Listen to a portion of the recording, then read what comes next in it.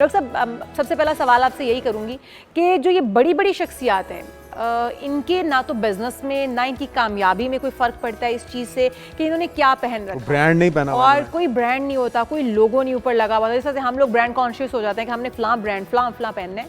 तो क्या वजह है इस चीज़ की कि ये कामयाब लोग कैसे बन गए अगर इन्होंने अपनी पर्सनैलिटी पे या अपनी शख्सियत पे, अपने लिबास पर उतना फोकस नहीं किया इसके बावजूद? सवाल है कि ये जो 4 लोग हैं पूरी दुनिया में सिर्फ यही कामयाब हैं? नहीं, आपने के 4 चुने हैं, इसके अलावा 400 और लोग भी इसी कैलिबर के मौजूद होंगे मिलते जुलते जो इस ड्रेस में नहीं लेकिन होते ये होंगे। ऊपर की क्रीम है ना, नहीं, मैं ऊपर की बात नहीं कर, ऊपर भी इस तरह मतलब फॉर्चून 500 जो कंपनियां हैं जिनमें से एक कंपनी का बजट पाकिस्तान के बजट से ज्यादा है, उनमें से 4 ये हैं। ऐसी तो बाकी 496 तो कोई और भी है ना जो दूसरे तरीके से डील करते हैं, ये बहुत कामयाब हैं। लेकिन जो बाकी प्रेसिडेंट्स हैं मुख्तलिफ ममालिक के, क्या वो कामयाब नहीं हैं? वो किस ड्रेस में होते हैं ये भी हमें देखना पड़ेगा। मेरा ख्याल है कि पहले ये समझ लिया जाए कि ड्रेस हम पहनते क्यों हैं। 2-3 वजूहात हैं। एक तो हमारा जो दीनी इस्लामी नुक्ता नज़र है कि अल्लाह ने लिबास को जीनत और सतर को ढांपने के लिए बनाया। सतर को ढांपना तो हम सबको पता लग गया। अब जीनत क्या है? जीनत यही है कि आप अपनी शख्सियत के मुताबिक, अपने पेशे के मुताबिक, मौके के मुताबिक लिबास का चुनाव करें।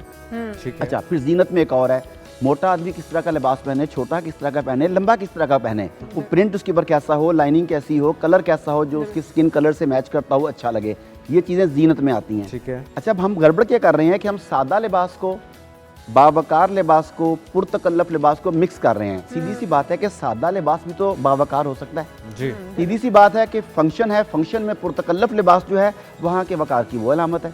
अच्छा, हम कपड़े 2 वजह से पहनते हैं, एक अपने लिए, दूसरा दूसरों के लिए। जी, आपके घर बच्चे आते हैं, अभी आप कह रही थी ब्रेक से पहले कि बच्चे 2 मेरे घर में हैं।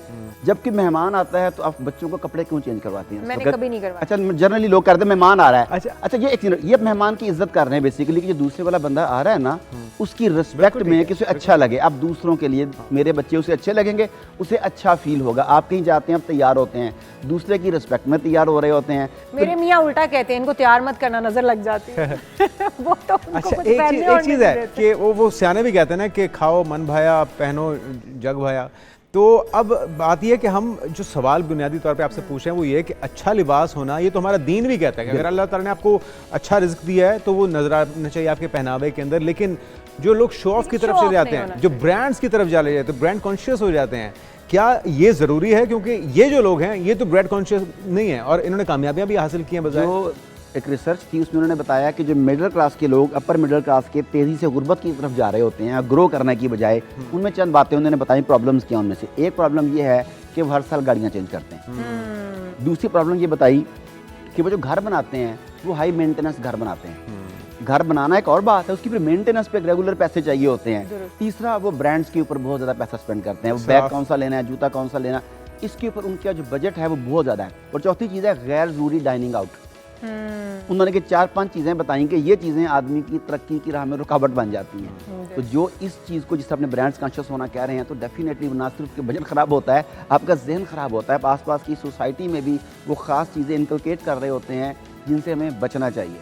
अच्छा डॉक्टर साहब, एक और चीज़ भी है, हम कहीं पर भी जाते हैं, आप अमूमन रवैया ये देखते हैं, आप किसी पब्लिक प्लेस पर जाते हैं, किसी हॉस्पिटल में जाते हैं, किसी क्लिनिक पर जाते हैं, किसी यूनिवर्सिटी कॉलेज में जाते हैं, किसी आप कैफ़े में बैठे हुए हैं, अगर आपका लिबास उस जगह से मुताबिकत नहीं रखता, स्टाइलिश नहीं है या आप खूबसूरत नहीं लग रहे हैं, तो आपको वहाँ के ना तो वेटर सीरियस लेते हैं, ना अमला दूसरा सीरियस लेता है, ना हॉस्पिटल के डॉक्टर्स आपको सीरियस लेते हैं। ये जो रवैया है, सीरियस लेना भी नहीं चाहिए। मैं क्या, किसी के वलीमे पे आप जीन्स और ये टी-शर्ट पहन के चले जाएं।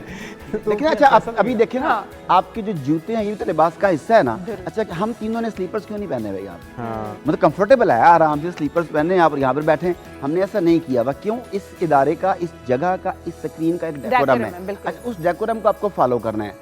तो मेरा ख्याल है कि जिन जगहों पर आप जाते हैं उनका भी एक डेकोरम है, उस डेकोरम को आपको फॉलो करना चाहिए। एग्रीड। अभी आप बस स्टॉप पर चलेंगे, जनरल बस स्टॉप के ऊपर, जिसका बहुत रफ सा लिबास होगा ना, मैला मसला हुआ साथ, वो बस धक्के दे दे के उसका सामान उठा के आगे फेंक रहा होगा। आप 2 पीस पहन के जाइए, सारे आपको गौर से देखेंगे। Yes, exactly. तो जब आपने लोगों के लिए लिबास पहनना है, सोशल एनिमल है, आप अपने लोगों में मूव करना है, तो आपको सोसाइटी की नॉर्म्स को तो फॉलो करना पड़ेगा। लेकिन वो आपकी चॉइस है कि आप किस हद तक उसे अडॉप्ट करते हैं। लिबास साफ सुथरा हो, लिबास बावकार हो, शाइस्ता हो, यहाँ तक तो ठीक है। अब आप अगर बहुत ज़्यादा ब्रांड्स के ऊपर जाते हैं, बहुत ज़्यादा चमकदार भड़कीले लिबास पहनते हैं।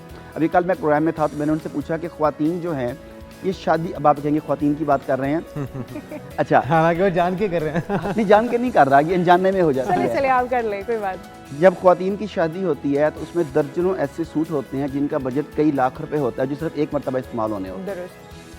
था वो शादी का लहंगा है, वलीमे का ऐसे- लहंगा है, बहुत ज़्यादा काम वाले कपड़े। जबकि मेरा जो शादी का 2 पीस था मैंने 14 साल तक पहना और हर दफा बेगम को लेकिन- कहता था लेकिन ये आप- देख लो ये वही है शादी लेकिन वाला। आपने शेरवानी तो नहीं पहनी होगी ना? मैंने बनवाई भी नहीं थी ना, मैं यही तो कह रहा हूँ अच्छा कि बात है, मैंने बात है। सूट ही वो तैयार किए थे अच्छी बात। जो रेगुलर पहन सकूं। हाँ। और 14 साल के बाद मेरी फिटिंग नहीं चेंज हुई, मैंने वो सूट किसी को दे दिया। अब देखिए आप वो सूट पहन के जा सकते हैं, लेकिन एक खातून का अगर लहंगा था शादी का, वो लहंगा पहन के हर जगह पे वो यही नहीं जा यही तो ऐसी बात पॉइंट है नहीं, लेकिन वो ना, नहीं यही पहनते। पॉइंट है कि मैंने देखा और मैं आपको कसम खा के कह सकता हूँ कि लहंगे के बगैर नका हो जाता है। अच्छा बिल्कुल, वो तो आप नहीं, सही कह रहे हैं, निकाह बात हो जाता बदले मत मैं ये कह रहा हूँ कि लेकिन शादी देखिए डॉक्टर साहब, शादी एक बार होनी होती है, चाव होते हैं, अरमान होते हैं, लड़की के भी लड़के के, उनको पहनने दे लहंगा शेरवानी। हम इस पे आ जाते हैं कि हमें इन्होंने अपनी ये बात अपनी तरफ नहीं आने देंगे, ये लोगों को अच्छी बात बताएंगे। हाँ, खुद नहीं अमल करना। अच्छा, अगर हमने कहीं इंटरव्यू के लिए जाना है, आप क्या समझते हैं बेस्ट लिबास एक लड़की के लिए, एक लड़के के लिए? और सूदिंग कलर पहनने चाहिए, शार्प कलर्स होने चाहिए, अपनी पर्सनैलिटी और अपने मिजाज को समझते हुए पहली बात तो ये जॉब कौन सी है, जॉब कौन सी है। मुझे किसी जगह पे स्पोर्ट्स कोच के तौर पे, कराटे इंस्ट्रक्टर के तौर पे बुलाया जाता है, तो मैंने तो अगर ट्रेनर जॉगर्स पहने हुए हैं, ट्रैक सूट पहना हुआ है तो दैट्स फाइन, ठीक है। मुझे तो कोई प्रॉब्लम नहीं है। अच्छा, आपको बुलाया हुआ है एक टीचर की जॉब के लिए, अब आपका लिबास ज़ाहिर है कि और तरह का होना चाहिए। तो टीचर भी किस इदारे का, कुछ इदारों का मिजाज और तरह का है, कुछ इदारों का मिजाज और तरह का है। आप ऐसे जॉब के लिए जा रहे हैं जहाँ पे पब्लिक इंटरेक्शन बहुत ज़्यादा होना है, आपका लिबास ओपन, आपको ओपननेस शो करनी चाहिए कि I am open to everyone.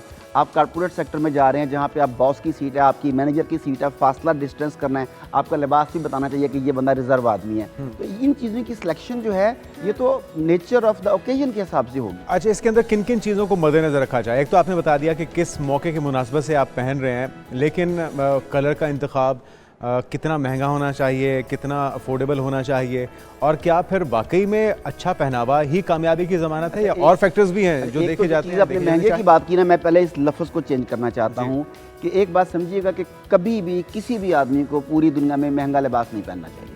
ये महंगा क्या है? महंगा है कि जो चीज़ आपको दी जा रही है उसकी कीमत उसकी वर्थ से ज़्यादा वसूल की जा रही है। आप वर्दी मटेरियल पहने, प्रीशियस कपड़े पहने, कीमती कपड़े पहने, वो उसकी कीमत ज़्यादा है मगर उसके वो मैच तो करता है ना। महंगे का मतलब है कि जो लिया जा रहा है इसके इवज़ वो दिया नहीं जा रहा। अच्छा, उसके बाद प्रीशियस या कीमती भी कितना होना चाहिए, ये हम सबका बजट है। हो सकता है कि मेरे नज़दीक एक चीज़ कीमती नहीं है, दूसरे के नज़दीक वो कीमती है। फिर मैंने वो लिबास पहन के जाना कहाँ पे है, कितनी जगहों पर इस्तेमाल करना है, किस तरह की गैदरिंग्स में जाना है।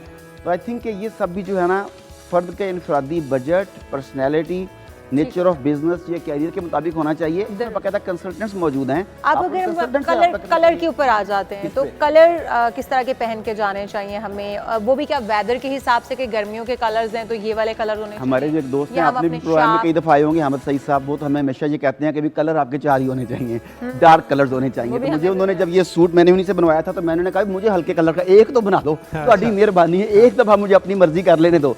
लेकिन जब मैंने ये लिए तो मुझे अंदाजा वही ठीक कहते थे। तो ये तो मर्दों के लिए है ना? मर्दों के लिए है। मर्दों आपने कौन सा आपकी बात माननी है? लड़कियां भी अगर देखें उनको छोड़ दें, उन्होंने हमारी बात नहीं माननी। अगर लड़कियां भी ऑरेंज कलर पहन के जाएंगी तो डेफिनेटली ऑरेंज और भड़कीले colour, red colour, parrot green colour, like इस तरह के कलर। लैंग्वेज है ना, वो आगे लैंग्वेज कन्वे कर रही है उसके साथ कि मैं अवेलेबल हूँ, मैं अवेलेबल नहीं हूँ, मेरी पर्सनैलिटी ये भी कलर्स हैं, अवेलेबल हूँ और अवेलेबल नहीं हूँ। इन कलर्स के बारे में डॉक्टर साहब से जानना है। आपको अपना कलर भी देखना चाहिए ना उसके साथ। ये बड़ी इंपॉर्टेंट चीज़ है। अच्छा जुनैद में जाते हैं डॉक्टर साहब, क्योंकि टाइम बड़ा कम है। डॉक्टर साहब, ये जो अवेलेबल और नॉट अवेलेबल, ये वाले कौन से कलर? देखिए, आप जब कलर्स के बारे में खुद ही आप पे छोड़ता हूँ बात, आप डिस्कस कर रहे होते हैं ये कलर बड़ा हॉट है, व्हाट डज इट मीन?